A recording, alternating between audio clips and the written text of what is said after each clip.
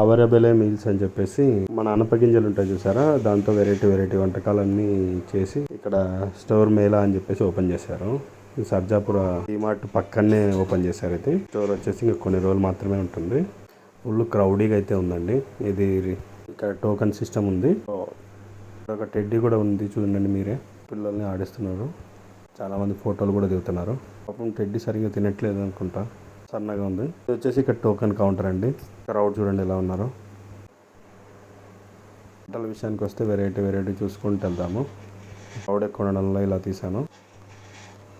Entrance start అయితేనే వెంకటేశ్వర స్వామి పెట్టారు. ఇవి అనపకాయలు డీప్ ఫ్రై చేశారు ఆయిల్లో. ఇంకా ఇక్కడైతే రకరకాల హల్వాలండి. టేస్ట్ అయితే చాలా బాగున్నాయి. ఇవి ఒక్కొక్కటి ఒక్కొక్క రకము. గులాబ్ జాము అన్నీ అనపకాయలతోనే చేశారు. ఇక్కడ బిర్యానీ ప్లస్ ఇంకా హల్వా, జిలేబీ, రైస్, బిర్యానీ, ఇడ్లీ వేటికైనా కానీ కాంబినేషన్ వచ్చేసి అనపకాయల కర్రీ ఉంటుంది, లేదంటే అనపకాయలు మిక్స్ చేసి ఉంటుంది. ఈవెన్ దోశలో కూడా అనపకాయలు వేసారండి. పూరీకి అనపకాయలు కర్రీ ఇచ్చారు. ఫుడ్ అయితే టేస్ట్ బాగానే ఉంది. కొంచెం ఉప్పు కారం ఎక్కువ తినేటోళ్ళకైతే అయినా సరిపోదు, కలుపుకోవాల్సి ఉంటుంది. పిల్లలకైతే బాగుంటుంది, బాగా నచ్చుతుంది కూడా. ఇవి వచ్చేసి అక్కి రొట్టెలు అండి. మన సైడ్ తక్కువ ఉంటాయి, బియ్యం రొట్టెలు అంటారు. ఈ పద్దు అండి, మన సైడ్ పుల్లంట్లు అంటారు. ఇక్కడ చిట్టి దోశలు అండి. ఇక్కడ వచ్చేసి అన్ని juices plus ice cream etcetera అండి.